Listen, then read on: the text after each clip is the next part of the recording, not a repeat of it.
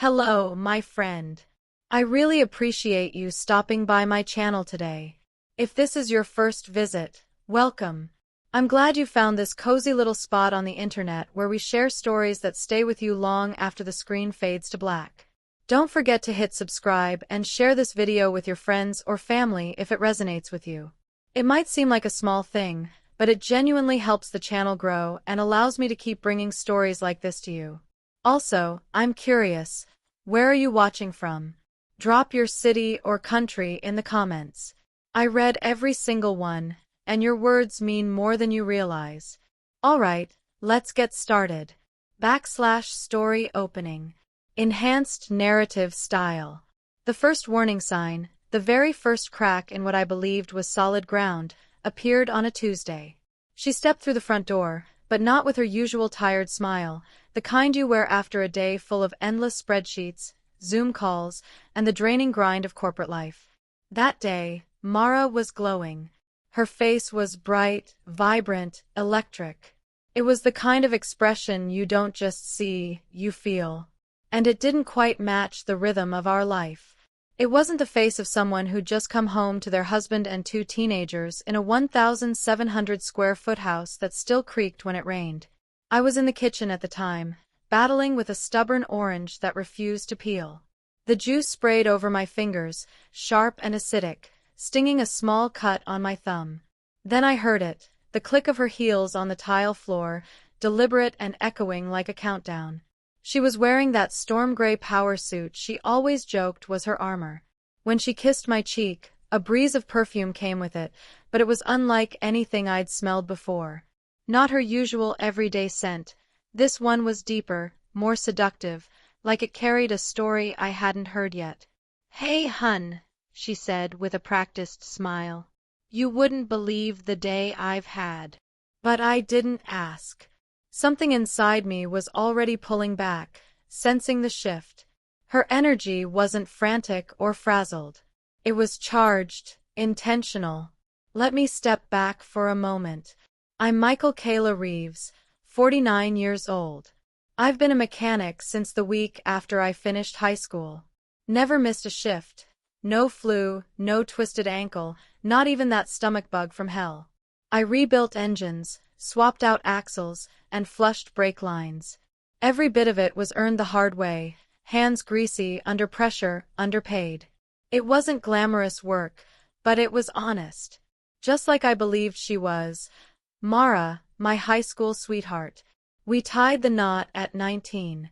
She showed up to the courthouse wearing sweatpants and a hoodie, dismissing anything fancy because to her, it was all about us.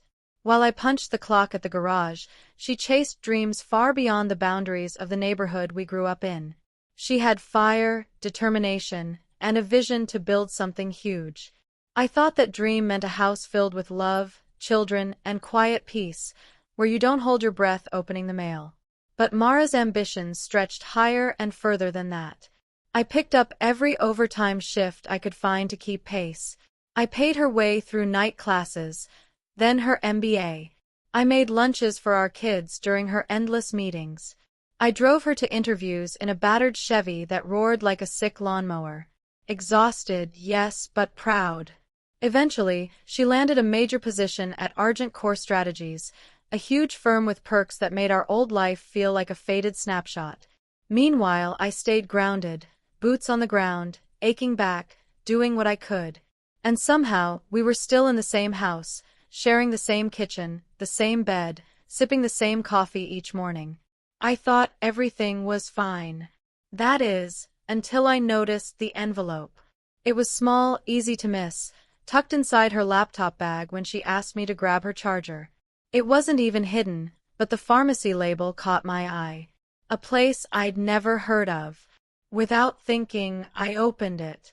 Inside was a blister pack of 10 white pills, labeled clearly for emergency use only. The instructions were unmistakable. Take one immediately, repeat in 12 hours if necessary. My blood ran cold. Because here's the thing, I had a vasectomy over 10 years ago, right after our second child. A mutual decision. No more kids. So why was she carrying emergency contraception after all these years? I slipped the envelope back as if I hadn't seen it, smiled through dinner, kissed her goodnight, but I didn't sleep. Couldn't. That same week, she mentioned a business trip, a client presentation in another city, flying out Wednesday, returning Friday. She said it was strict. No texts, no calls, a jam-packed agenda. But her packing didn't feel rushed. It felt measured, intentional. She double-checked her outfits, lingered over her makeup, tucked in a perfume bottle I hadn't seen since our early 20s, and packed lingerie, the kind she hadn't worn for me in years. I said nothing, helped zip up the suitcase, kissed her goodbye, told her I believed in her. Then I climbed into my truck and followed her. Not to catch her. Not to confront her. Not yet. I just wanted to know the truth.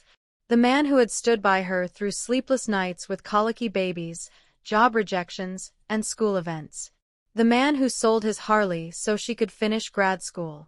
That man deserved the truth. What I uncovered in Atlanta changed everything.